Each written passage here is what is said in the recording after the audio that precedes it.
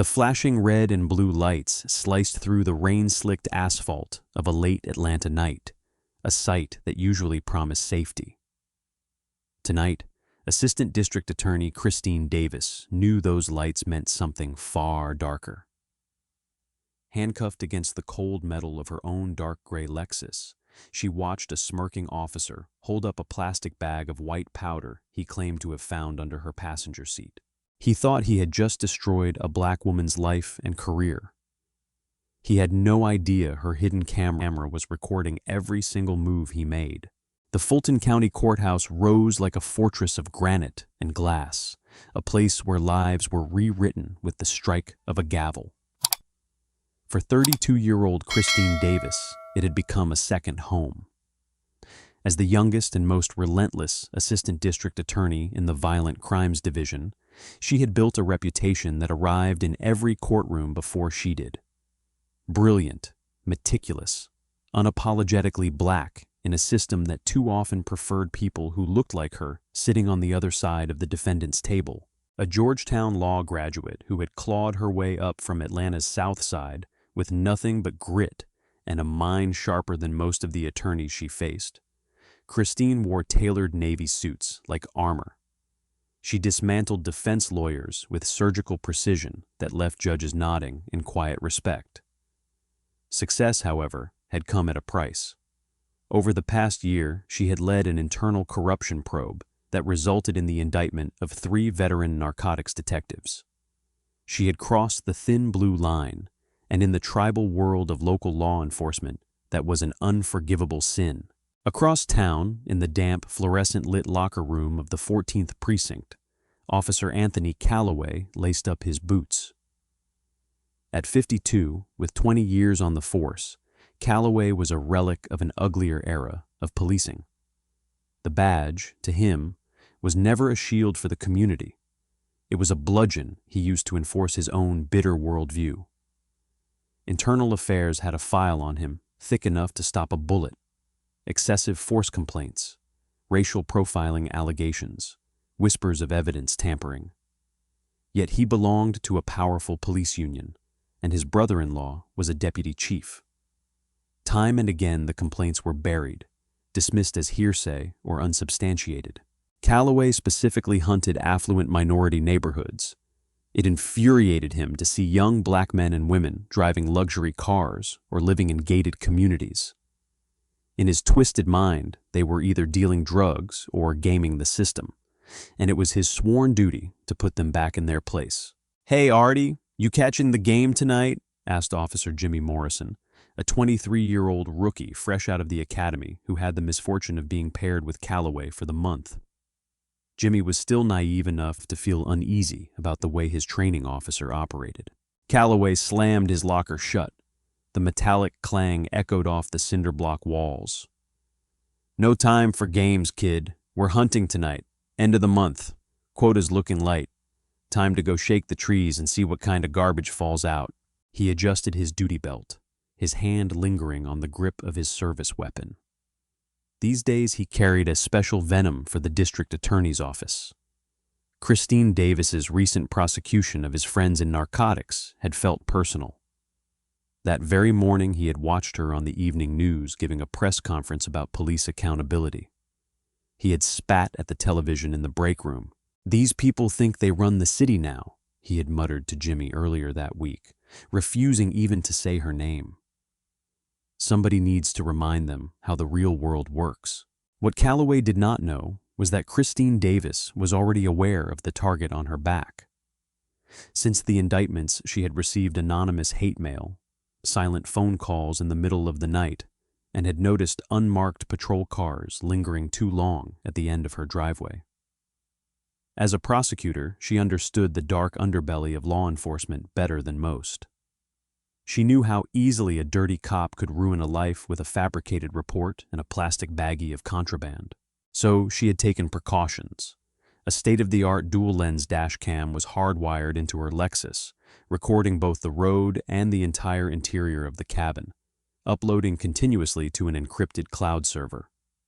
More important, she had recently purchased a discreet high-definition body camera disguised as a designer lapel pin. She wore it on her blazer every single day, activating it whenever she felt uneasy. She refused to become a victim of the very system she had sworn to uphold. As the sun dipped below the Atlanta skyline, casting long, menacing shadows across the wet streets, a relentless November rain began to fall. The stage was set.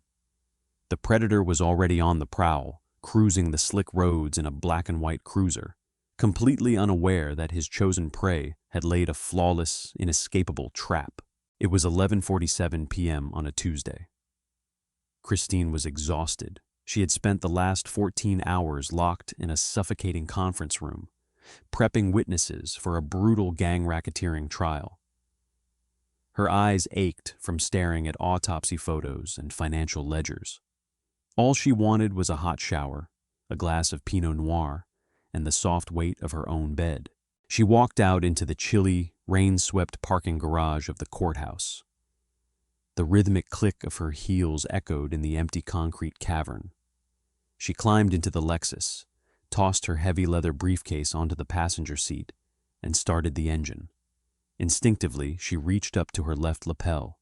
Her fingers brushed the sleek black onyx pin. She pressed the hidden mechanism. A microscopic vibration confirmed the device was recording audio and video in crisp 1080p. It had become a quiet ritual of self-preservation. Christine pulled out of the garage and merged onto the rain-slicked road. Sheets of water blurred the neon signs of late-night diners and gas stations. She kept her speed exactly at the posted limit, hands steady at 10 and 2. 4 blocks behind her, Unit 4 Adam sat idling in the shadows of an abandoned strip mall. Officer Anthony Calloway was behind the wheel, chewing a toothpick, eyes scanning the sparse midnight traffic. Jimmy Morrison sat in the passenger seat, quietly filling out a logbook.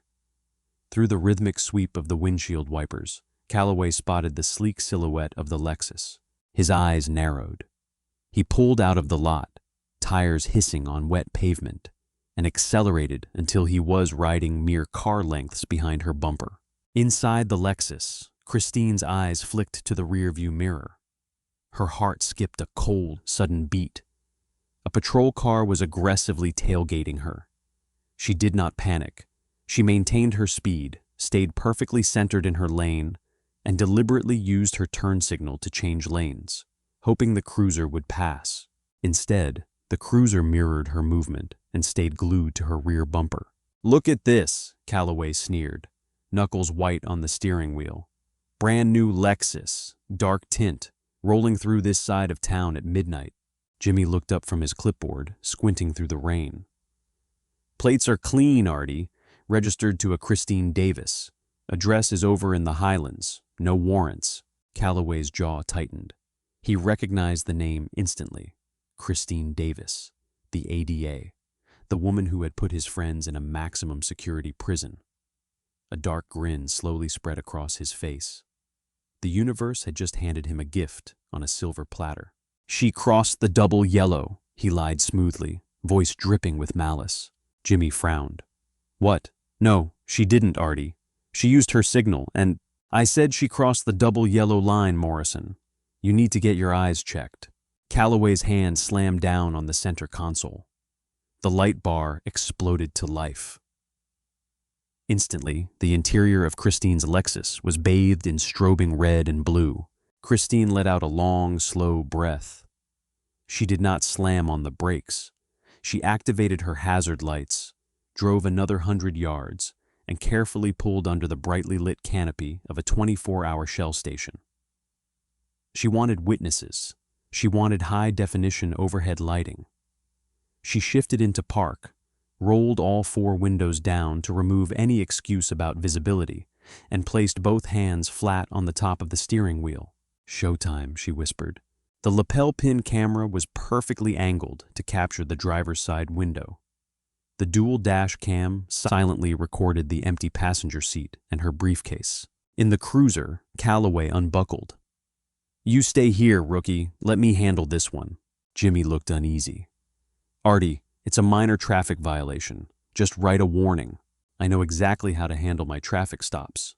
Calloway stepped out into the pouring rain, grabbing a heavy metal maglite. He did not activate his issued body camera.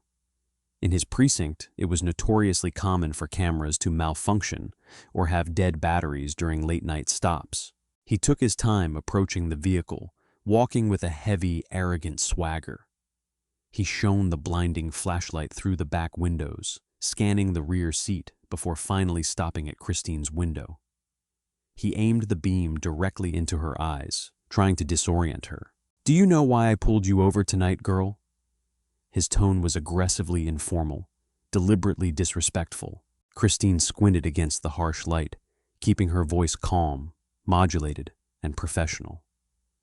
"Good evening, officer. No, I am not aware of any reason for this traffic stop.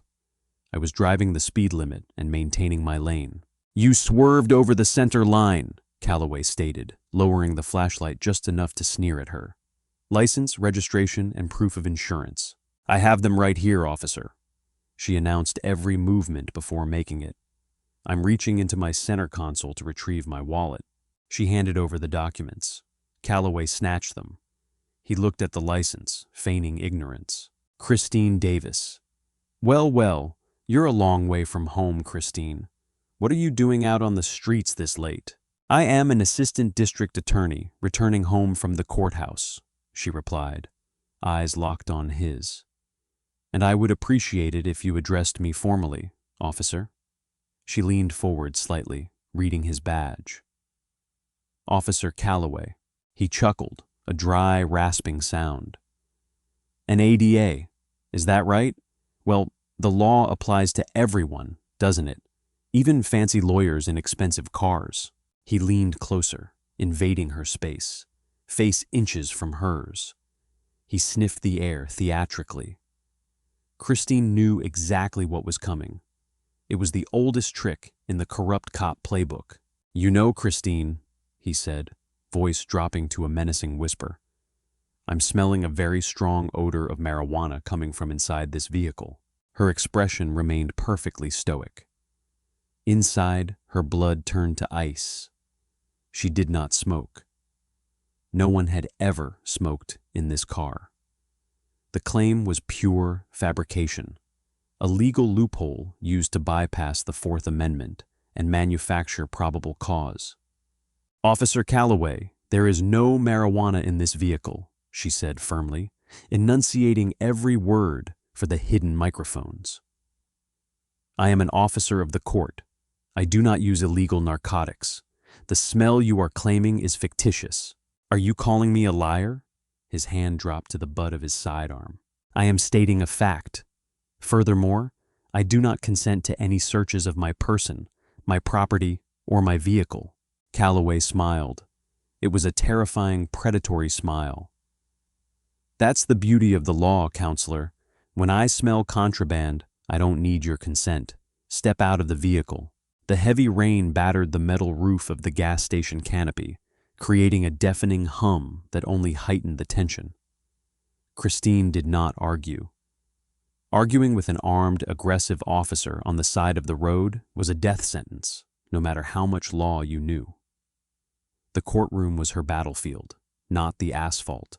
"I am complying with your order to step out of the vehicle, Officer Calloway," she stated clearly. She unbuckled, opened the door, and stepped into the damp, freezing air. She was shivering. Whether from cold or adrenaline, she could not tell. "Turn around, face the vehicle, hands on the roof," she complied. Calloway kicked her legs apart roughly, a completely unnecessary use of force. He patted her down, his hands lingering too long, too aggressively along her waistline and pockets.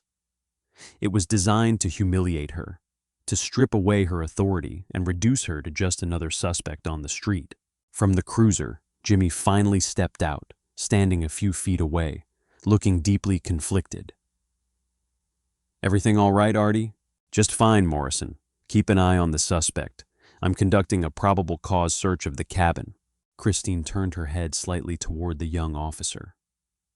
"Officer," she said calmly, voice carrying over the rain, "I want you to note for the record that I have explicitly denied consent for this search. Your partner is acting outside the bounds of the law. Jimmy swallowed hard and looked away, unable to meet her gaze. The code of silence was already closing around him. Calloway leaned into the driver's side of the Lexus and began tearing through the vehicle with reckless abandon. He emptied the center console, receipts, lip balm, charging cables, onto the leather seats. He opened the glove compartment, scattering the owner's manual and insurance papers across the floorboards. He was putting on a show, destroying her pristine sanctuary. But Christine was not watching his back. She was focused on the knowledge that her dual dash cam, perfectly mounted beneath the rearview mirror, was recording every micro-expression, every movement he made inside her car. Calloway moved to the passenger side. He opened her heavy leather briefcase and violently dumped out sensitive case files, highlighters, and legal pads. Finding nothing, he grew visibly frustrated. He leaned deep into the passenger side footwell. This was the moment, the magician's trick. Because of the angle of the dash cam, the lens captured a crystal clear view of Calloway's left hand. As he pretended to search beneath the passenger seat, his hand slipped into the cargo pocket of his uniform pants. With practiced smooth agility, he pulled out a small clear plastic baggie containing about 2 grams of a white powdery substance. He palmed it, then swept his hand under the seat before dramatically pulling it back out into the open. "Well, well, well," his voice echoed from inside the car, thick with sickening triumph. He backed out of the vehicle and stood under the harsh gas station lights, holding the baggie up by the corner so both Christine and Jimmy could see it. The white powder caught the light. "Look what we have here, Morrison. Seems our honorable assistant district attorney has a little secret habit." Jimmy stared at the baggie, eyes wide. "Artie, where did you find that?" "Stuffed right under the passenger seat. Classic hiding spot." Christine looked at the baggie. Then she looked directly into Calloway's eyes. She did not scream. She did not cry. She did not launch into a hysterical defense. She knew any emotional reaction would be twisted in the police report into erratic, drug-induced behavior. Instead, her face settled into a mask of pure, unadulterated coldness. "You planted that," she said softly, voice steady and lethal. Calloway let out a booming theatrical laugh. "Oh, that's rich. The suspect claims the police planted the evidence. Never heard that one before. Morrison, you hear that? The ADA is resorting to street thug excuses." He closed the distance between them, violently grabbed her wrists, and wrenched them behind her back with enough force to strain her shoulders. The cold, heavy steel of the handcuffs bit brutally into her skin as he ratcheted them closed far tighter than necessary. "Christine Davis," he whispered maliciously into her ear, close enough that she could smell the stale coffee and tobacco on his breath. "You are under arrest for felony possession of a controlled substance. You have the right to remain silent, which I highly suggest you do, because your career is officially over. By tomorrow morning, your face is going to be plastered on every news station in the state. You're done." He shoved her roughly toward the back of the patrol car. As she was forced to bend and slide onto the hard plastic seat, she looked back at her Lexus. Through the rain-streaked window, she could just make out the tiny blinking red light of her dash cam. Calloway slammed the cruiser door shut, trapping her in the dark, suffocating cage. He stood outside in the rain, grinning at his partner, holding the baggie like a prized trophy. He had won. He had taken down the untouchable ADA, or so he thought. Sitting in the darkness, hands aching in the steel cuffs, Christine Davis allowed a slow, dangerous smile to curve her lips. Officer Anthony Calloway had just signed his own death warrant in the criminal justice system. He had brought a plastic bag to a digital fight, and she was going to bury him. The holding cell at the 14th precinct smelled of industrial bleach and decades of human despair. It was a scent Christine knew intimately from years walking through the bowels of the system, but experiencing it from behind the iron bars was a jarring, visceral shock. She sat on a cold, scarred stainless steel bench, her designer navy blazer wrinkled, wrists bruised from the excessively tight handcuffs. Calloway had dragged out the booking process with agonizing, deliberate slowness. He had relished every second of her humiliation. When he took her mugshot, he instructed her to step back, step forward, turn left, turn right, snapping a dozen unnecessary photos until he captured one where the harsh fluorescent lighting made her look haggard and defeated. During fingerprinting, he pressed her fingers onto the digital scanner with enough force to make her joints ache. Through it all, Christine remained a statue of icy composure. She knew the precinct was wired with security cameras. She knew he was trying to provoke a reaction, a shout, a curse, a tear, anything he could document as combative behavior. She gave him absolutely nothing. Her face was a blank slate. Her breathing stayed steady. Jimmy Morrison stood near the doorway of the booking room the entire time, arms crossed, eyes fixed on the scuffed linoleum. The young rookie looked physically sick. He knew exactly what had happened on that rain-slicked road. He had seen the empty seat, heard the lies, and watched his training officer casually destroy a woman's life over a personal vendetta. But the blue wall of silence was ironclad at the 14th. To break it meant ending his own career before it had begun, or worse, becoming a target himself. "All right, counselor," Calloway sneered, wiping his hands with a paper towel.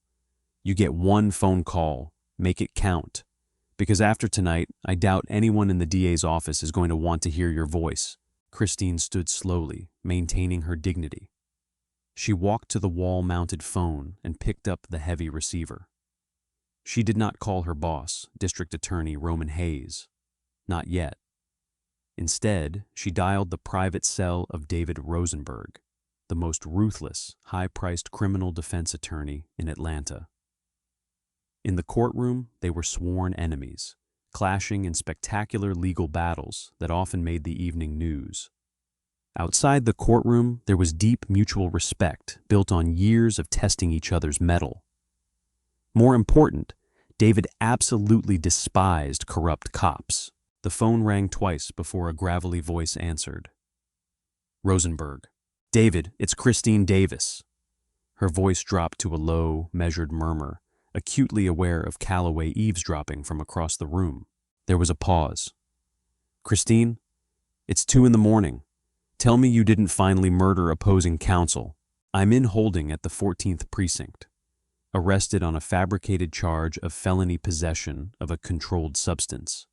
2 grams of cocaine planted under my passenger seat during a pretextual traffic stop." The playful exhaustion vanished from David's voice, replaced by cold professional steel. "Who is the arresting officer?" "Anthony Calloway." Another pause, heavier this time. David knew the name. Everyone in the Atlanta legal community did. "That son of a... He's retaliating for the narcotics indictments. Christine, listen to me. Say absolutely nothing else. Do not answer any questions. I'm getting out of bed right now. I'll be at the precinct in 30 minutes with a bail bondsman." "David, wait." She turned her back to Calloway to shield her face. "Listen to me very carefully. I need you to do exactly as I say. When you get here, we are going to play this entirely straight. Act outraged. Act defensive. But do not tip my hand. Let Calloway file his official police report. Let him submit his sworn affidavit of probable cause. I want his signature on every single piece of paper."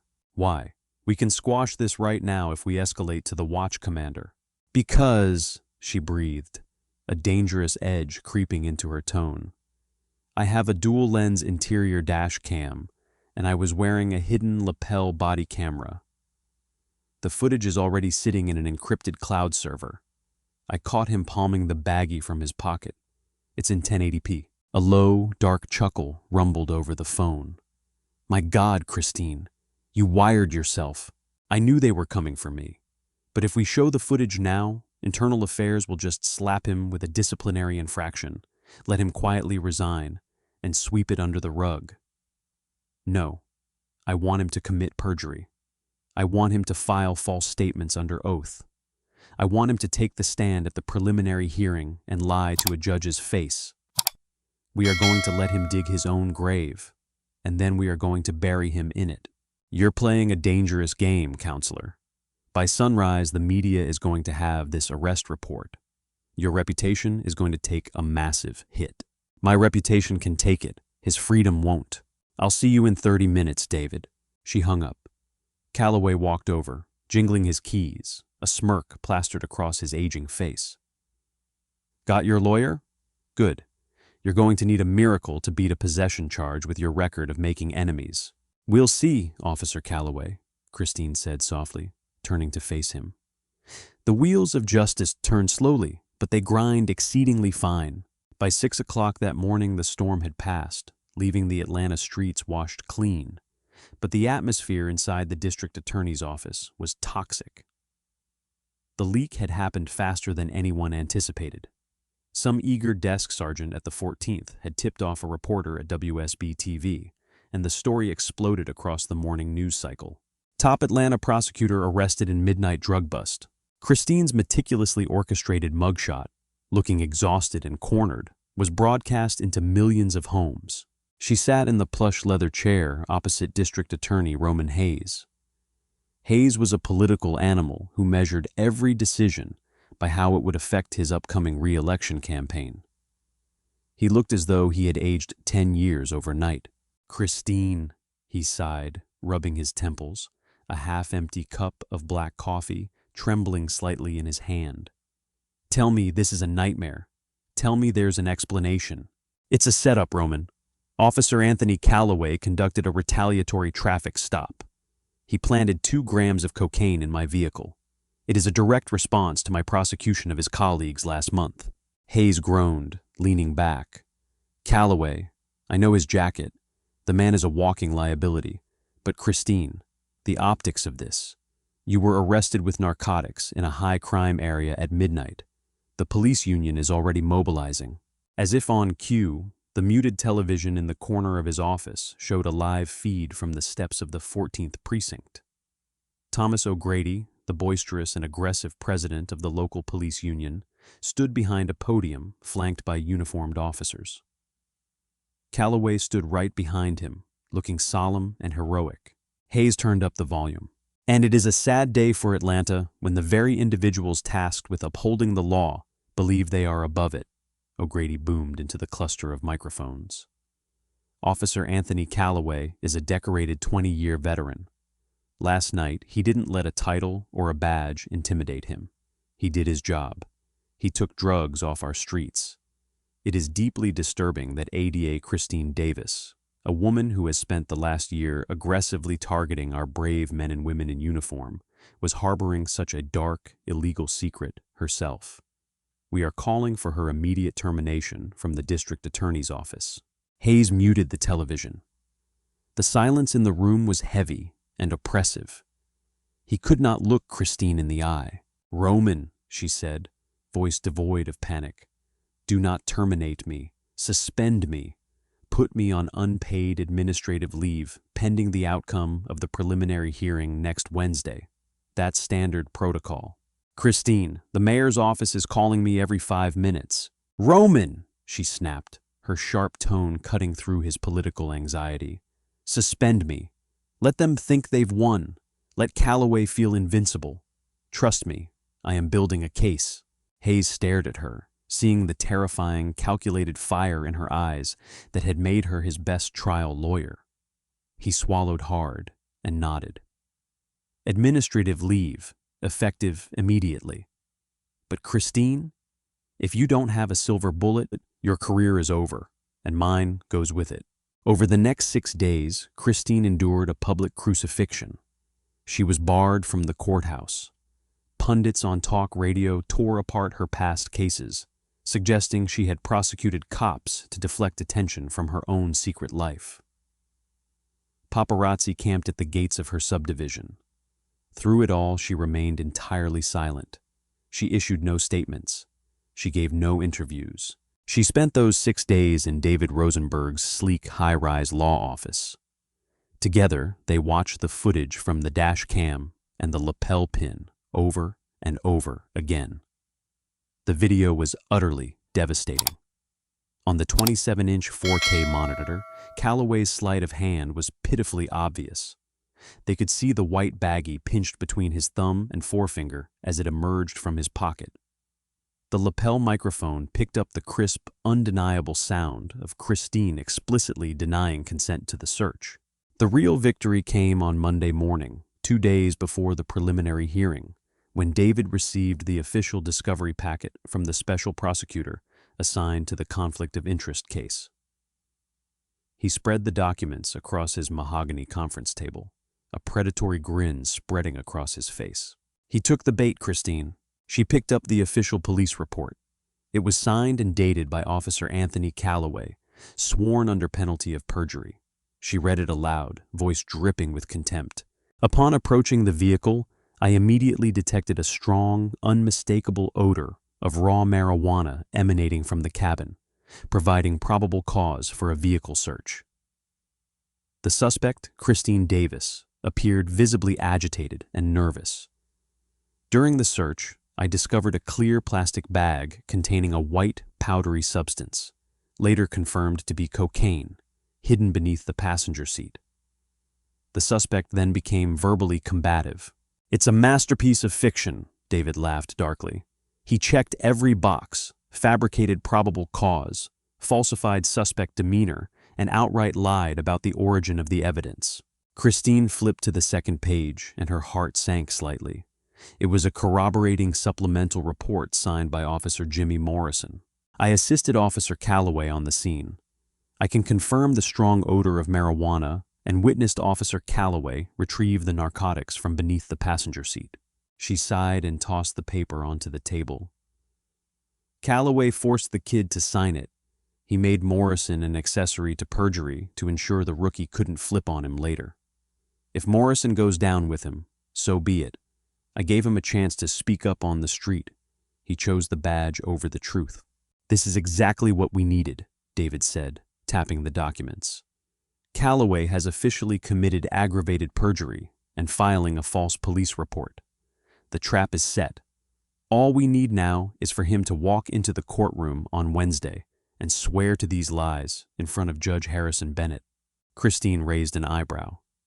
Bennett was a notoriously strict, no-nonsense former Marine JAG officer who absolutely detested liars in his courtroom. He was known for holding lawyers and cops in contempt for the slightest infractions. "I pulled some strings to make sure we got his docket," David winked. "Wednesday is going to be a bloodbath." Christine looked out the floor-to-ceiling windows of the law office, watching Atlanta traffic crawl far below. She thought about the panic she had felt when those lights flashed in her rearview mirror. She thought about the cold steel of the handcuffs and the smug, racist triumph on Calloway's face. She was no longer just fighting for her career. She was fighting to cut out a rot that had infected the city. "Let him enjoy his final 48 hours as a cop," she said quietly. "Because on Wednesday, I am going to take everything from him." The morning of the preliminary hearing, the Fulton County Courthouse looked less like a hall of justice and more like a besieged fortress. News vans from every major network choked the surrounding streets, satellite dishes aimed at the overcast sky. A mob of reporters, photographers, and protesting police union members crowded the marble steps. When a sleek black town car pulled up to the curb, the press surged forward like a tidal wave. Christine Davis stepped out, flanked by David Rosenberg and 2 private security contractors. She wore a tailored charcoal gray suit, her hair immaculately pulled back. She looked every inch the formidable assistant district attorney she was. She ignored the flashing bulbs and the shouted questions, her face an unreadable mask of perfect calm. Inside courtroom 4B, the air was thick with tension. Due to a last-minute docket shift to avoid any claims of bias, the case had been assigned to the Honorable Judge Harrison Bennett. At the prosecutor's table sat Gregory Pierce, a special prosecutor brought in from neighboring Cobb County to handle the conflict of interest. Pierce was a competent, by-the-book lawyer who believed he was prosecuting a straightforward drug possession case. He had no idea he was walking into a meticulously laid minefield. At exactly 9 a.m., the bailiff's voice rang out. "All rise!" Judge Bennett swept into the room, black robes billowing. He took his seat, adjusted his reading glasses, and glared down at the packed gallery. "Let's get this over with," he grumbled. "Mr. Pierce, call your first witness." The state calls Officer Anthony Calloway. Calloway stood from the front row of the gallery. He had worn his Class A dress uniform for the occasion, complete with a chest full of commendations earned decades earlier. He walked to the witness stand with a swagger that bordered on theatrical, placed his left hand on the Bible, and raised his right. He swore to tell the truth, the whole truth, and nothing but the truth. Under direct examination, Pierce led him through the events of that rainy Tuesday night. Calloway was a seasoned testifier. He spoke clearly, maintained eye contact with the judge, and painted a picture of a routine traffic patrol that had yielded an unexpected and tragic discovery. "Officer Calloway, what prompted you to initiate the traffic stop?" "The defendant's vehicle crossed the double yellow line, an unsafe lane change in hazardous weather conditions." "And what happened when you approached the vehicle?" "As soon as the window was lowered, I was hit with the overwhelming odor of raw marijuana. Given my 20 years of training and experience, I immediately recognized the scent, which provided me with probable cause to conduct a search of the vehicle." "Did the defendant cooperate?" Calloway let out a heavy, disappointed sigh. "No, sir. She was highly agitated, erratic. She aggressively denied consent, but given the probable cause, I proceeded. During my search of the passenger side footwell, I discovered a clear plastic baggie containing 2 grams of a white powder, which field tested positive for cocaine." "Thank you, officer. Nothing further." Pierce sat down, satisfied. He had established probable cause, discovery, and chain of custody. Judge Bennett turned his gaze to the defense table. "Mr. Rosenberg, your witness." David Rosenberg stood slowly, buttoning his suit jacket. He carried no legal pad, no notes. He walked to the center of the courtroom, eyes locked on Calloway like a hawk zeroing in on a field mouse. "Officer Calloway," he began, voice surprisingly soft in the dead silent courtroom. 20 years on the force. You must have conducted thousands of traffic stops. You consider yourself an expert in procedure, don't you?" "I know the law, counselor." "I'm sure you do. Now, you testified under oath today, and in your sworn police report, that my client was driving erratically. You are absolutely certain she crossed the double yellow line." "I saw it with my own eyes." "And the smell of marijuana, you are absolutely certain it was present?"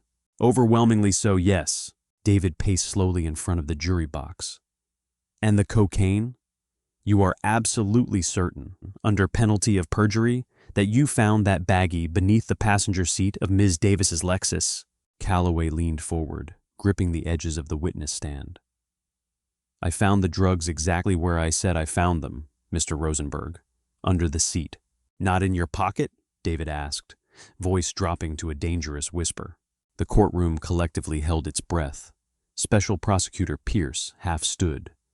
"Objection, Your Honor. Argumentative." "Overruled," Judge Bennett barked, leaning forward, interest suddenly piqued. "Answer the question, officer." Calloway scoffed, shaking his head. "No, counselor, it was not in my pocket. I don't carry illegal narcotics on my person." "Perfect," David said, a terrifying razor-sharp smile breaking across his face. He turned to the bench. "Your Honor, the defense would like to introduce into evidence Defense Exhibit A, a digital video and audio file, time-stamped and geolocated, which has been independently verified and authenticated by Celebrite Digital Forensics." Pierce jumped up. "Your Honor, the state has not been provided with any video evidence during discovery." "Because it is impeachment evidence, Your Honor," David countered smoothly, voice rising with theatrical authority. "Under Georgia law, we are not required to disclose impeachment evidence intended solely to prove a state's witness is committing perjury on the stand." Judge Bennett's eyes narrowed. He looked at David, then at Calloway, who suddenly looked as though he had swallowed a stone. "I will allow it. Play the video, Mr. Rosenberg. But it better be exactly what you claim it is. David gestured to a technician sitting behind the defense table. The large 85-inch flat-screen monitors mounted on the courtroom walls flickered to life. The courtroom was instantly plunged into the high-definition reality of Christine's vehicle. The video was split-screen. The left side showed the wide-angle view of the dual dash cam, perfectly illuminating the interior of the car. The right side showed the hidden lapel camera view, capturing Calloway from the chest up. First, the audio played, crisp, clear, and damning.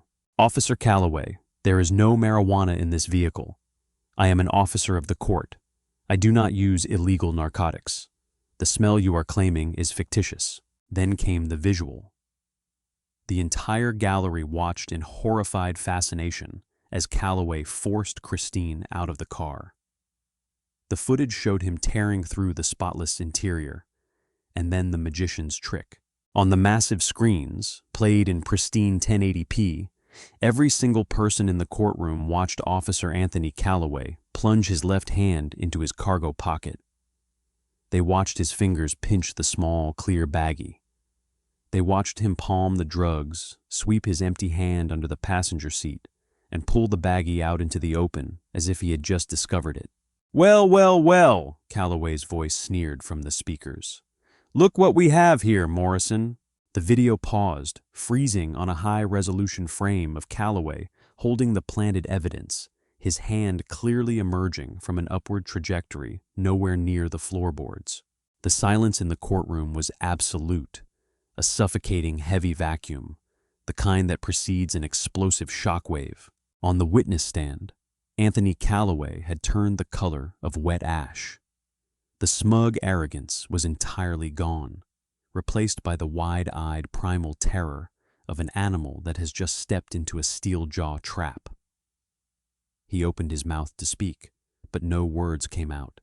David Rosenberg turned slowly from the monitors and locked eyes with the disgraced cop. "Officer Calloway, would you like to revise your previous sworn testimony? Or would you like me to play it again in slow motion?"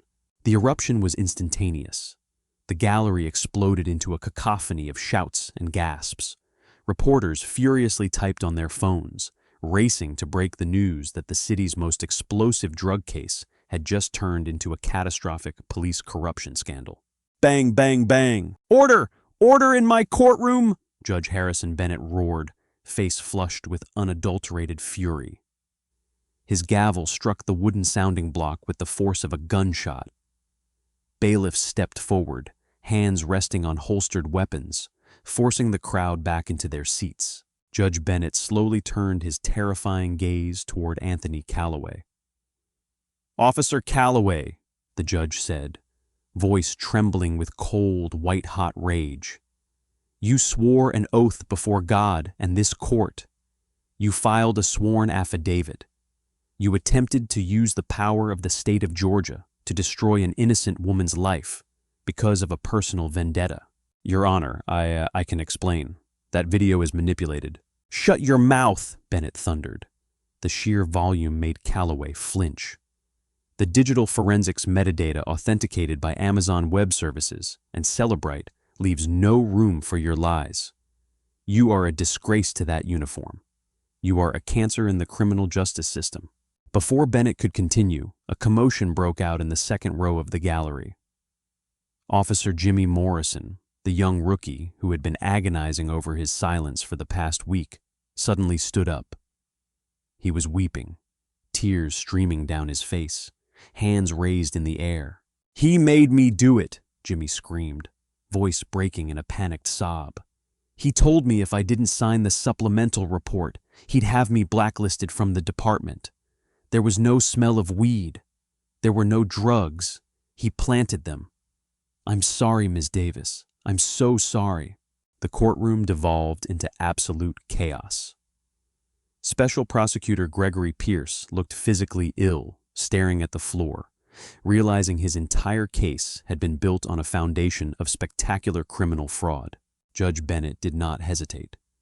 He pointed a trembling finger directly at the witness stand. "Bailiff," he commanded, voice echoing off the high ceilings. Take Anthony Calloway into custody, right now. I am holding him in direct criminal contempt of court. Furthermore, I am recommending the district attorney's office immediately convene a grand jury to indict this man for aggravated perjury, tampering with evidence, deprivation of civil rights under color of law, and filing a false police report. 2 heavily armed Fulton County deputies advanced on the witness stand. Calloway's legs seemed to give out. He stumbled, chest heaving with panic. "You can't do this! I have union protection! Thomas!" he shouted, looking frantically toward the gallery where Thomas O'Grady, the union boss, had been sitting. But O'Grady was already standing, face pale, quietly slipping out the back doors of the courtroom. Calloway was toxic waste now. The union was abandoning him. The deputies grabbed him roughly by the arms. The man who had spent 20 years brutalizing the citizens of Atlanta with impunity was slammed face first against the polished wood of the witness stand. The heavy steel handcuffs ratcheted around his wrists with a loud metallic click, click, click. The exact same sound Christine had endured in the rain 7 nights earlier. "Take him to the Fulton County Jail," Judge Bennett ordered in disgust. "No bail. He is a flight risk and a danger to the integrity of this community." As Calloway was dragged down the center aisle of the courtroom in disgrace, he locked eyes with Christine Davis. She did not smile. She did not gloat. She simply stared at him with the cold, immovable weight of justice. She had beaten him at his own game, using his own arrogance against him. Within 48 hours, the landscape of the Atlanta legal system experienced a seismic shift. All charges against Christine Davis were dismissed with extreme prejudice. District Attorney Roman Hayes publicly apologized on live television and immediately reinstated her to her position with a promotion to Deputy Chief of the Violent Crimes Division. The Georgia Bureau of Investigation launched a massive, sweeping probe into the 14th Precinct.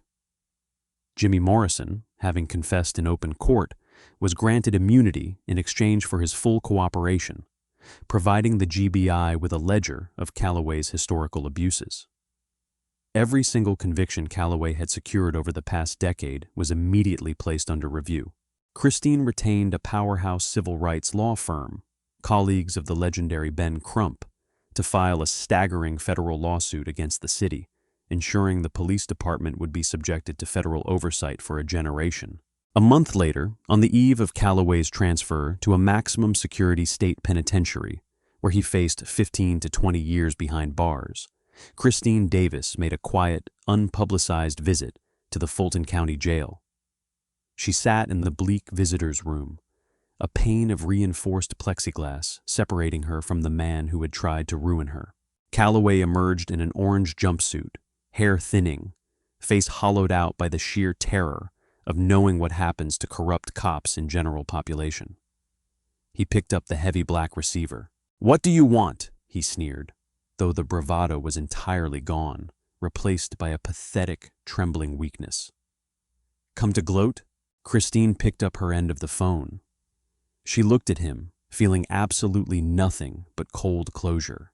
"I came to make a promise," she said, voice smooth and chillingly calm. "I'm going to personally oversee the review of every single case you ever touched, Calloway. Every man or woman you planted evidence on, every life you derailed. I'm going to find them, and I'm going to set them free. Your entire legacy is going to be erased. It will be as if you never existed." Calloway stared at her, lips trembling. A tear finally escaped the corner of his eye as the absolute finality of his destruction settled over him. Christine hung up the phone. She did not look back as she walked out of the prison, the heavy steel doors echoing behind her. She stepped out into the bright, warm Atlanta sunshine, breathing in the clean air. The storm was finally over. She had work to do,